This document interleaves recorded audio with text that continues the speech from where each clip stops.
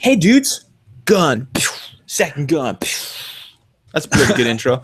Welcome to the main part of the podcast. We're going to be talking about rating systems, specifically the ESRB, which is the electronic software, entertainment software rating board. Sorry, that's it.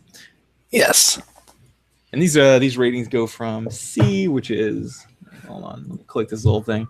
So I always say this incorrectly. C, which is early, or EC rather. It's a small E, big C. Early childhood. E for everyone 10 plus, teen, mature, AO, which means adults only, and rating pending, which is just like what it sounds. So we've all seen these on the little package, little black and white symbols. Yes, this was a user-suggested topic, which we always love because it saves us from having to think of something to talk about. Yeah. And so, let me take you back to the beginning, back to the hazy mist of time through the place we like to call 1990s. Yes. I believe it was 1994, wasn't it? Yes, it was with the release of Mortal Kombat, which was a game that featured unprecedented violence. Not only was there ketchup spewing out of every person's body when they got hit. I think it's supposed to be blood, but it looks like ketchup. But they also used digitized actors rather than hand-drawn characters. So the fatalities looked so realistic for 16 bits. Possibly the most controversial fighting game ever released. It started the ball rolling. Along with the same year, another game came out called Night Trap. You probably never played this, but you've probably seen it, right? I played it. Oh, you played it? Yes. Yeah. So explain the concept of Night Trap. So I went over to a friend's house. I don't know why in retrospect, I don't know why this guy, he had a Sega CD, right? This is like when you had a CD and then I think you just put like a little attachment on the top of it. Yeah, that's what it looked like, at least. Maybe it was a new system, but you pop that puppy open, you throw a little CD in there. And this is like in the age of that CDs were just coming out. Everybody was real skeptical. They're like, cassettes are just better. So They didn't sell so well. But one of the first games to come out on it was Night Trap. And in Night Trap, you're essentially like a pervert. No, you're essentially a voyeur. A voyeur, if you will. And that makes it sound more distinguished. Yeah, like it's Slumber Party gone horribly wrong, right? Like there's these girls wearing nightgowns, and there's a horrible murder somewhere in the house trying to like take them down. And you play the part of a guy who's like watching it through cameras, I guess. Yeah, and so it's a series. Well, you run this like new, like state of the art security software, right? That's what the point of view is supposed to be. And so to do that, you need cameras. So you've got cameras in all the different rooms, and then you've also got like little traps you can do. So like one is like the armoire will open up, and like they're the dumbest traps ever, but it was cool feeling like there's something about everybody where we like being voyeurs in general, but like waiting for something to happen. As soon as it does, bam, you hit the button and the trap goes off and you save someone's life. But it was so cheesy, but essentially you would do that. You'd watch them, and like the people who lived there would just go and do whatever they would do. And these people would try to break into the house, and it was through like, you could watch on like the outside, and look, he's climbing inside the building. Oh, he's getting into the window. And they were so cheesy. They were in all black, and they do the little hunch over sneak. It was horrible. But that's essentially what happened. Murders, thefts, things like that. Yeah, the game was a commercial flop. I'm surprised you even played it, because not many people owned a copy of this game because it was pretty terrible. But between that and Mortal Kombat, it kind of made it a focal point of these congressional hearings. So Senator Joe Lieberman and Herb Gold led these hearings from 92 to 93, and it ended up with an ultimatum. Basically, they said, you guys either figure out some kind of self-regulated rating system for video games within 1 year, or the U.S. federal government's going to do it for you. And, when the government regulates your industry, you lose a lot of, your own freedom to regulate yourself. So naturally, people start trying to figure it out. So Sega of America led the charge. They created the VRC, the Video Game Rating Council. And it only had 3 ratings. It was general audiences, MA13, and MA17. So parental discretion advised, not appropriate for minors, and everybody. But it was really simplistic and confusing, lacked a lot of rating detail, and Sega never really documented or explained what they meant. So people were kind of confused, and it flopped. Also in 93, the 3DO rating system came out, but it was only for 3DO games. So that didn't really pick up very much either. And then finally, in 94, neither of those systems address the demands of Congress. So in 94, we get a couple more people tried it, and then finally the ESRB, the Entertainment Software Association, kind of like took it over, and they did the Entertainment Software Rating Board, which originally had early childhood, kids to adult, teen, mature, adults only. They later added an edutainment one, like educational rating. Oh. But yeah, so these games started getting rating. Grand Theft Auto was like a big hot button issue, but the problem was nobody was getting adults only rating. In fact, since its creation of 13,000 games have been rated, only 23 have ever received an adults only rating. And so, because nobody wants to say adults only, because kids are the primary demographics for video games, especially in the 90s. I wonder who got this. I'm gonna try to find a list of adults only games. Yeah. So then in 2005, because of all this criticism, Hillary Clinton, Joe Lieberman, Tim Johnson, even Bay, who were all senators, introduced a bill known as the Family Entertainment Protection Act, which would impose hefty fines on individuals or businesses found selling mature or adults-only rated games to minors, and launched an investigation into the ESRB to determine whether it had been properly rating games. They also had a Truth in Video Game Rating Act and a Video Game Decency Act that also sort of is supposed to regulate the ESRB and make sure more people get adults-only ratings. And kind of in response to that, Manhunt 2, which was developed by Rockstar, got the adults-only rating. So it's just like, okay, fine, we'll give this one an adults-only rating. Yeah, that one was intense. You could kill people in all different kinds of ways, and they were all brutal. Even Yes. like you could use a telephone, like an old like rotary telephone, just bash someone, like anything, and you could kill people. It was brutal. So it's been, however, there's critics of the current system who have kind of been trying to find ways around putting heavy penalties on the sale of inappropriate games to minors. But so far, the ESRB it's the basic takeaway is it was formed because if the gaming industry didn't do it, then Congress was going to. It's going to be a federally mandated thing. It was originally started, with people that were supposedly child development experts and things. They tried to get in on the case, right? But yeah, so ESRB, pretty exciting stuff. Not really. The Entertainment Software Association is actually kind of badass. They do a lot of data collection, so I'm not surprised that they did their homework on this one and try to get something to do that. I think so. So first of all, does the ESRB work? Before we get into like the meta questions. And what's it like? How do we define working? What's it supposed to be doing? That's a good point. So that's one of the things that the ESA does a lot of, like I said, data collection, and one of which is they looked at like, okay, first of all, do parents even know what it is, and do they even care, right? Do they even look on a package? Do they do they understand what a different like what the content descriptors mean? So when it says like sexually suggestive, do they know what that means? I mean, obviously they know what like nudity means, right? But they were asking questions, and so 84% of parents were aware of the ESRB rating systems last time they checked. This was in 2014, August. So they're aware of it, but that leaves like 16% that doesn't. However, okay, doing child research in general, this isn't that crazy. Like whenever you're like 16% don't even know. Okay, there's a lot of parents that are like live in like the Appalachian Mountains, or like the like hillbilly types who they don't go to school. This is not entirely shocking. So that's actually a very impressive number. But a little less impressive, but still pretty good, is 69% of parents rated or stated that they regularly check the game's rating before making a purchase. So that would be, does it work? Part one, probably. Like, do they know what it is and do they check it? Right.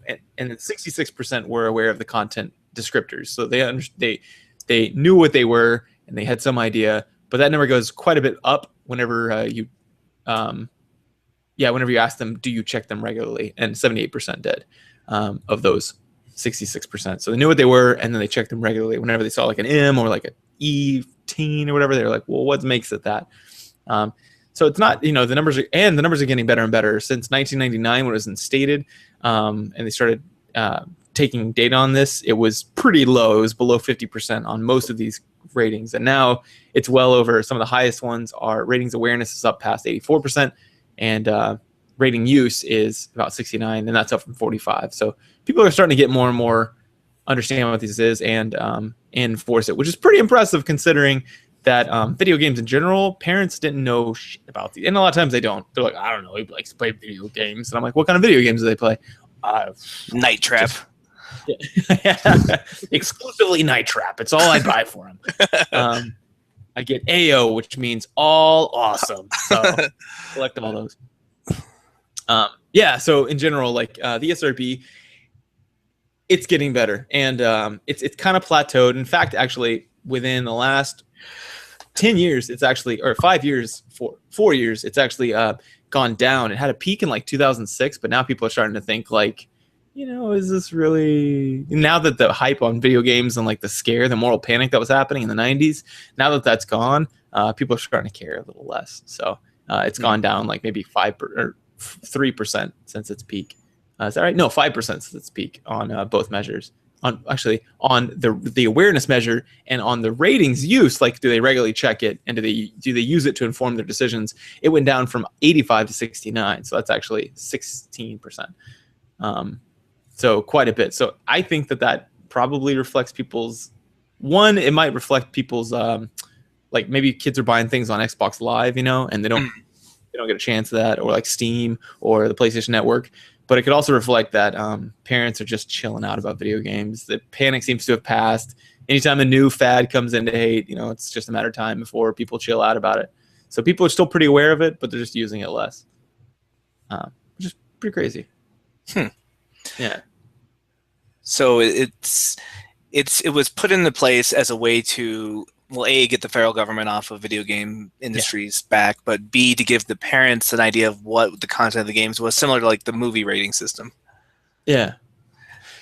Well, how do you feel about it in general, the ESRB? Like them, first of all, them having to do it, and then two, its efficacy, and three, in general, what do you feel? How do you feel about it? All right. So as far as them having to do it, I really kind of bristle at that. This is my inner like libertarian, where I just don't like the government getting involved in like things that aren't important. So like if you think that video games affect behavior, already you're kind of wrong. And so any kind of legislation to kind of protect children from that is already kind of messed up. But you know, we've crossed that bridge. It's a thing now. We're stuck with it. I'm glad that the industry kind of took it over, and I guess it's helpful. I'm not a parent. Maybe you're the one we should be talking about this, because I guess as a parent, if I were a parent, it would be helpful for me at a glance to know what kind of content my kids are being exposed to just by looking at the package. Although, I don't know. I think parents are getting young enough now that we know how to Google things, and we know how to like look at a game. And if it says, you know, you can kind of tell by the cover if it's going to be like sexually explicit or not. Right. But maybe for games like God of War, you know, like you look at God of War and you're like, oh, it's probably pretty violent, but you didn't know there were going to be prostitutes at the very beginning. Yeah. So maybe for stuff like that, it's still useful. Yeah. Like you didn't know there'd be a mini game where you're having a threesome. Yeah. In like every game.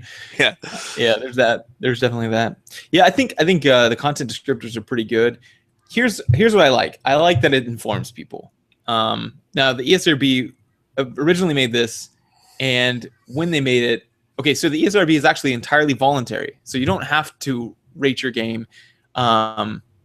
You just volunteer to do it. And why would you do that as a developer? Why would you possibly rate a game of yours whenever you're like, well, that could limit my sales, and more importantly, like that's just more man hours I have to put in. It works by this. Like, how do they do it? Do the people play the games? No. What happens is the developer sends in a list of things that is in there that are that's key content, you know. So in other words, dicey stuff, and then they have to send in a DVD of the gameplay, both of general gameplay and then each of the content descriptors in each part that it occurs. So the people who rate the game, there'll be about 3 independent raters, and each one will not have played the game. They just see the videos, which a lot of people take issue with, but I'm like, whatever. I don't really care. Partly because I don't really care about the subject in general, because I'm like, video games don't, you know, gaming doesn't affect behavior. The only thing I'd be concerned about is, you know, ridiculous violence with kids, and then also like nudity. And do I think it's going to turn them into violent individuals or, you know, sexual predators? No, they're not going to affect their behavior like that. It's just not something I want my kid exposed to. So I think it's good to inform, but here's what I don't like. So after you get your ESRB rating. They give it to you. If you don't get an ESRB, by the way, the reason why developers do this is because there are the Electronic Software Association made a deal with a lot of gaming stores, people that sell like points of sale. So Right. like Walmart or other people will refuse to sell your product unless you put that on there. I actually don't know if Walmart does that, but a lot of gaming places do that sell it. So they kind of got like a bottom up pressure that way, as well as the top down from the government, who was like, hey, do this or get fucked by the government. But here's what I don't like. A lot of stores, so what they also do though, the ESA was like, hey, so what that we have this though, kids can still, is it illegal to like walk up and purchase a game that's immature if you're like a 5-year-old? No, it's not. And right. but what they started to do was they started to put pressure on the stores by saying like, hey, don't sell it to them. And that's starting to go up. In fact, I've got some numbers here. What they do is mystery shopper audits, right? Which is like any retail store does almost, where they send someone in who's a minor to buy alcohol, or for this, like a minor to buy video games. And it was R-rated films, R-rated DVDs, PA labeled CD, which is parental advisory, and M-rated video games. And since 2000, it's kind of crazy. So the smallest one was the PA labeled CD, like the least people. In 2000, 15% of people were stopped. So not much. And 15% of M-rated video games were stopped. And DVDs hadn't gotten their ratings yet, or weren't being measured yet. And then, but R-rated films were, or DVDs hadn't gotten popular yet, I think. Anyway, R-rated films were 54%. So like whatever they sent them into a movie to, I want a rated R movie, only about half of them are getting stopped. But now it's risen over time. And oddly, the R-rated film was top, the highest amount of stoppages until about 2008, whenever something skyrocketed way over that. M-rated video games. M-rated video games went from 15% to 22 to 31 to 58 to 80, and those are years. So by 2008, it was 80% are being stopped. Then and these are of the mystery shoppers who are trying to buy them. Yeah, which is supposedly. So stores have gotten a lot better at stopping kids from buying. Better, yeah. I don't know. They're doing it more. Yeah, I know that. More efficient. Yeah, and CDs went down to like 28%. Then they had a recent upspike anymore. Yeah. And then R-rated DVDs have gone steadily up. Now they're up to 70%, and R-rated films have gone steadily up till they're about the same. 76%. Well, I know in a lot of gaming places, like I went to GameStop to find a copy of Chrono Trigger, and I went to Walmart looking for one too, and they keep them under lock and key. Like you can't just like walk up to the register with them. You have to find someone, flag them down. They ask you what game do you want. You pull it out. So there's a lot of opportunities for them to say, "Okay, kid, how old are you?" before they give you that mature rated game. Here's what I think is weird. I think it's weird that the stoppage is happening at the point of sale and not at the house. Like if I'm a parent, like if my kid shows up and he's playing a video game that's mature, I'm going to be like, what are you doing? Don't do that. Right? And and I get it, like, the idea is that they might play it in secret somewhere, but most of these were console sales. So like I guess if the parent's not home, I wouldn't want to buy it. Same argument against alcohol or tobacco? Yeah, I don't really care about that either. I mean, well, I don't know. Yeah, actually, maybe yes, because those are legitimately bad for a growing brain. We know that through years of research. But video games really aren't. It's a preference, right? I don't want my kids to see like The Witcher. Whenever I play that, and this guy's getting his head torn off by a lycanthrope, or lycanthrope. I don't want him to see that. So I'm just like, it's not going to affect him. He's not going to turn into a killer. He might have a nightmare maybe, but it's not going to affect him in the long run. But I still don't, that's not what I want to be about. I don't want my kid to be watching those games. I just don't like that. So I guess I get that, but yeah, I don't know.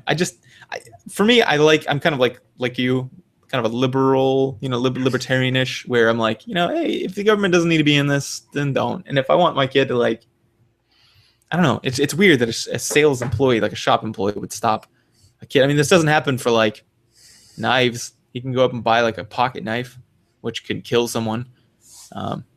But you can't buy like a game with an E10 on it or something. I don't know.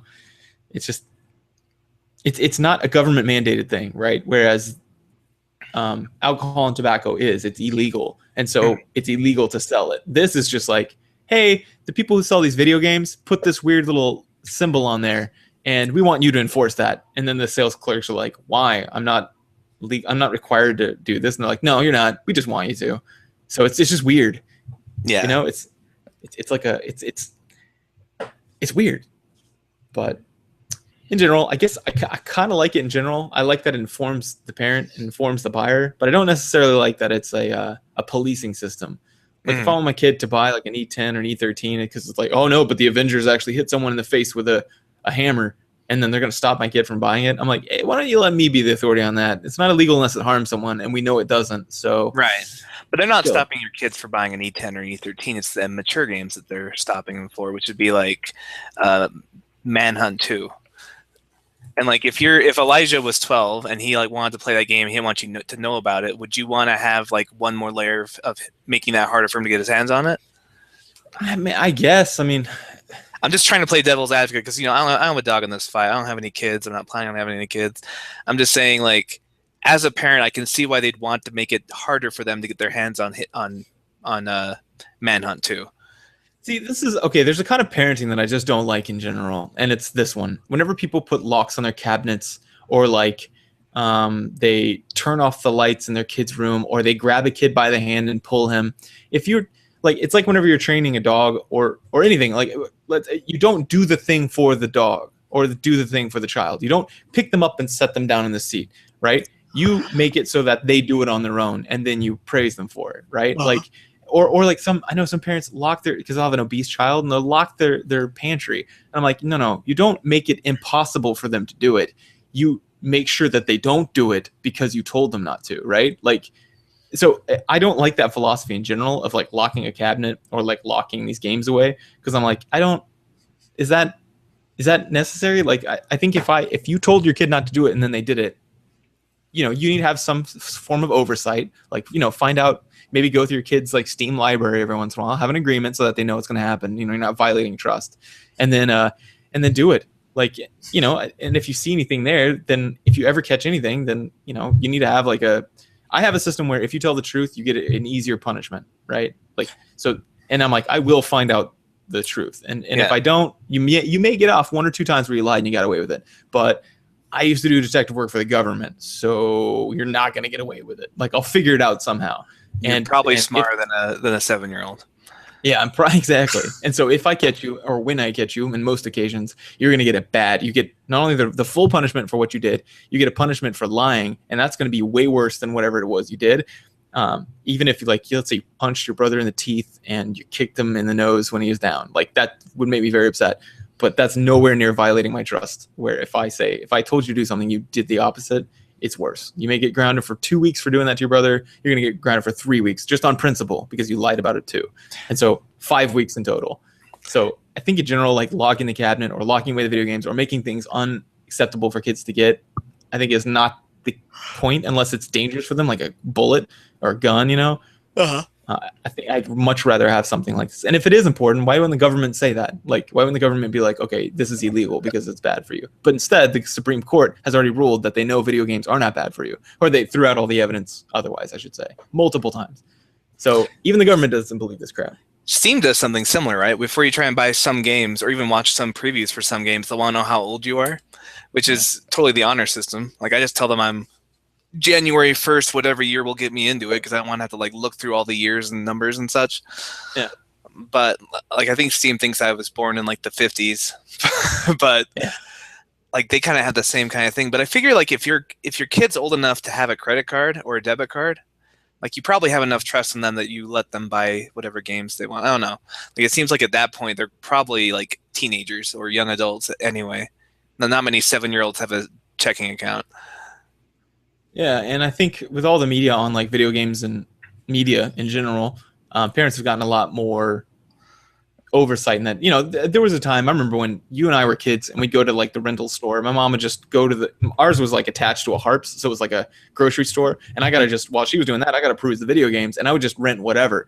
You know, she would give me $5, which is how much it costs for a week or 2 weeks or whatever it was, and I would just plop it down, get the game, and go home. So there's no oversight. But then once, because video games back then were thought of as like toys, like little kids' toys, and so it's not like you're gonna publish a kid's toy that like turns on and vibrates and it's a naked woman, right? Like that's not gonna happen. And if it did, it would be a huge, egregious break, a violation of your trust of that department. But now they understand that video games are for everyone, and so I think that oversight's, you know, she'd probably be like, "What game did you get?" And then I'd show her, and she'd be like, "What's it about?" And then maybe watch me play it. Yeah, but that's just my thoughts on that.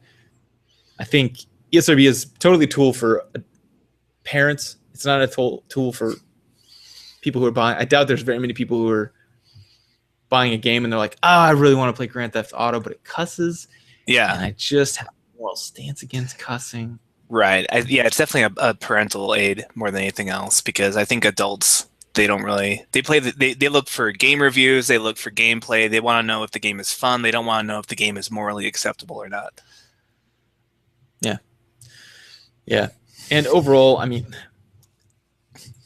I wish that there wasn't this idea of magical thinking in the United States in general, of like, you see some monkey see, monkey do. This the social learning models of behavior, they're kind of tired now. We're starting to realize that, well, it's a lot less about that, and it's a lot of this diathesis stress, which is pervasive in all the other parts of psychology. But social psychology is really hard about not letting this go.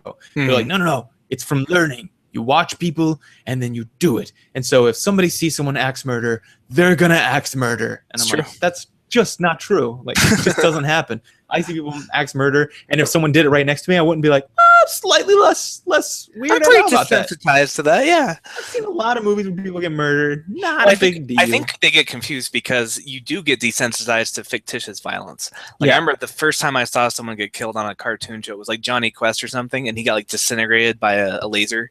I felt sick to my stomach. I just was like, I was like 5 or 6. And I was just like, oh my gosh, that guy's dead. And like, it affected me deeply. Now when I see people die on TV, it doesn't affect me at all.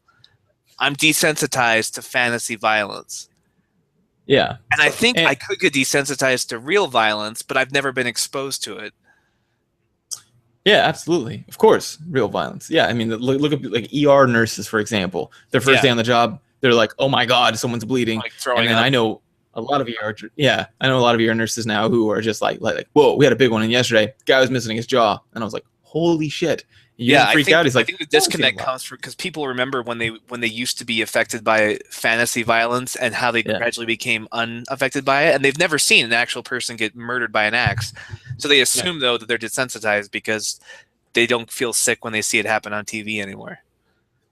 And even context is a lot part of it, right? Too, as well. Like in football, like, you know, you don't need that desensitization to watch them beat the fuck out of each other. I mean, like, you know, someone just says, "Oh, they're playing a game. They've got pads on. It's fine." Or like in a movie, like I'll just like if something's like really disturbing, I'll just go, "Wait, these are just actors. There's a bunch of film crew. There's a director telling them ham it up." You know, that which kind makes of thing. Porn really weird if you watch that, like thinking about the production.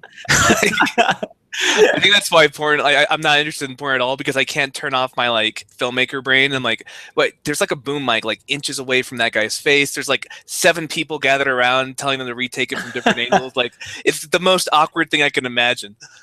I imagine that they all look like Ron Burgundy, and they're just like, "Well done, well played." But I don't know why you need a team for that. That's what I understand whenever actors talk about their time on set, and they're like, "Well, you know, you had to do a nude scene. You know, how did that feel?" And they're like, "I don't know. It's just weird. It's like eight people, or like sometimes they'll say like 30-something people." I'm like, pretty sure you don't need that many people. Like if you let's say like, usually the actress's boyfriend or husband's there, you know, watching, you know, being supportive, and you're just like, this is super awkward. Like, even if you're not actually having sex, but you're supposed to be pretending you are. Like, I don't know. It's weird. Context is weird, and if you can turn off like that part of your brain that is aware that it's a film, you can kind of get immersed in it, but you still know it's a film. Yeah. Which all makes sense. I mean, for anyone who, I don't know, I just get sick of fending off these things sometimes, and the fact that like, but I get it. I mean, it's intuitive, and it's the cultural narrative right now is that, you know, hey, what caused that mass shooting? I don't know. What was he exposed to? I'm like, exposed to nothing. Guy was mentally insane. Yeah, Like he it's was not like radiation. sociopath. Like he's exposed to psycho vibes from the video game, and it mutated him into a killer. Yeah, and it's like, a weird idea. He's Anyway. the Hulk. Like, what gamma radiation was he exposed to? Yeah, and the slippery slope idea of it in general, it's just silly. It's like, yeah, yesterday he wouldn't have murdered that guy. He would have gotten really close, but then he watched a Hulk movie where the Hulk guy punched him, and it just sent him over the edge, and now he's murdering people. Like, where's the line? Where's the straw that breaks the camel back? It just doesn't happen. Like, people have been mass murdering for a long time, and had nothing to do with video games. Mass murdered a lot more often before there were video games. Yeah. And Genghis Khan never played a video game. I can guarantee it.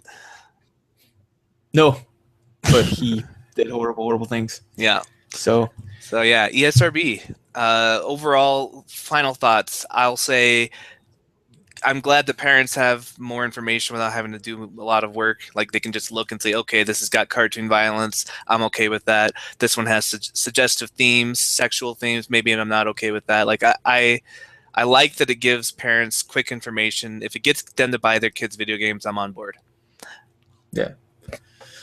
Yeah, I guess, yeah, it's a useful metric. I think there could be more useful, like a sliding dimensional scale of like violence or graphical violence, and then it's like, 2% if it's like Splatoon, but like 100% if it's like Dying Light, where I'm beating the fuck out of these things and like dismembering them, like the zombies, and that kind of thing. Or like in GTA 5 where there's a torture scene, like those, that would be, near the 100% mark.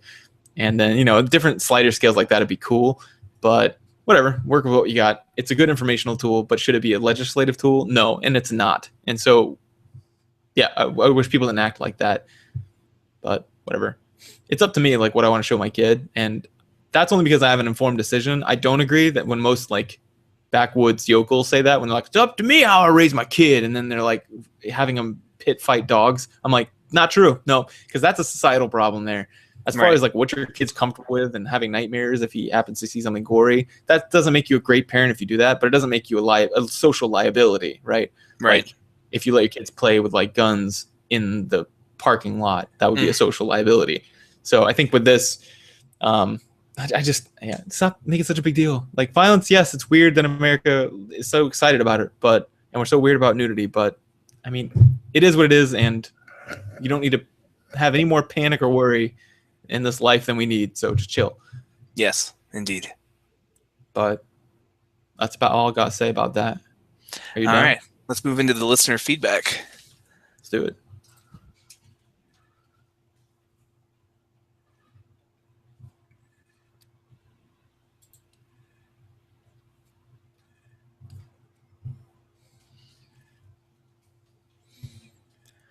All right, this here is the feedback section. We're going to be talking about our interactions with the community. So we still got that thing ongoing. When are we going to stop that? The voting on the kind of video game book club.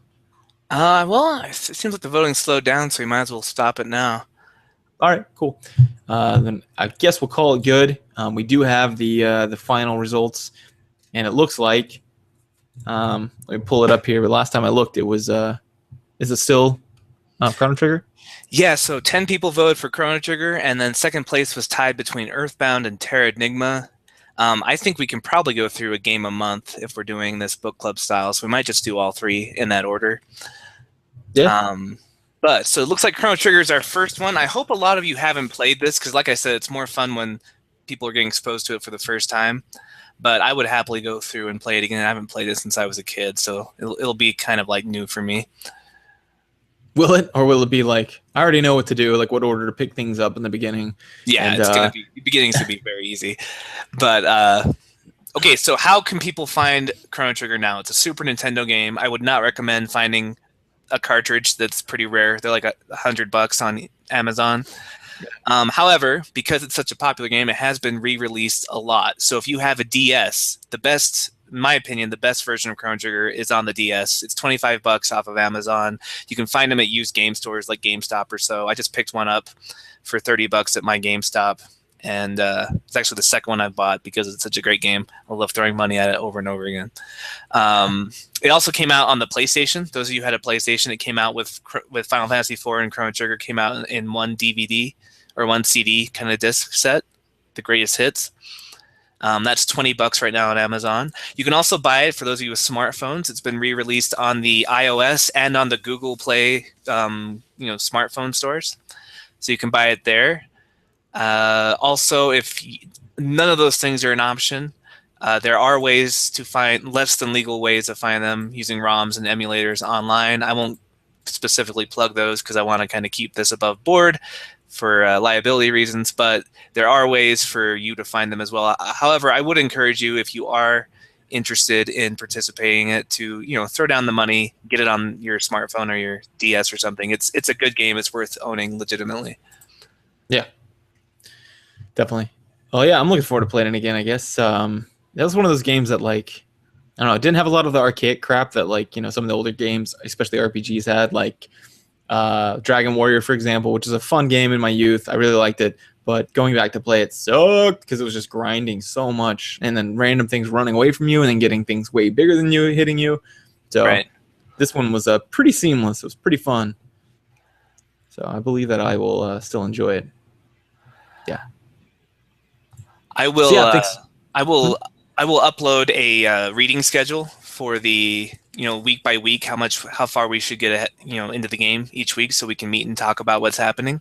Nice. So those of you who want to play along with us, we'll be doing bonus episodes maybe once a week once Jeremiah gets back from Mexico City, and we'll just talk about how far we've gotten. I'll put up a reading schedule there for getting us started. Yeah. Also, Dalton made a suggestion about doing an episode on unpopular game opinions, which I think is hilarious. So I would love to do that. I know we're pretty opinionated in general, and but I have no problem admitting that I'm probably wrong in a lot of things in my opinions on games. So yeah, that would be a funny one. Maybe we could do that next time. We have to pre-record that one, so maybe we could do that. Yeah. We're still waiting on using the tabletop simulator to talk about the future of tabletop gaming, but I'm kind of excited about that one. Maybe we can try to get a guest for that, depending on my time schedule starting to open up a little bit because of summer. So maybe we can start pulling on more guests, which is always fun. For sure. But yeah, other than that, I do know that I forgot to mention this in the news section, but Life is Strange 3 came out, third episode, and the Game of Thrones episode 4 is going to be coming out for Game of Thrones Telltale Games. It's going to be called Sons of Winter, and I think it's coming out next week. So keep your eyes on that. Stuff to keep us busy. Yep. Cool. Well, until next week, or for us tomorrow. Yeah, keep it classy, man. Thanks for showing up. You guys are awesome. All right, and we'll talk to you later.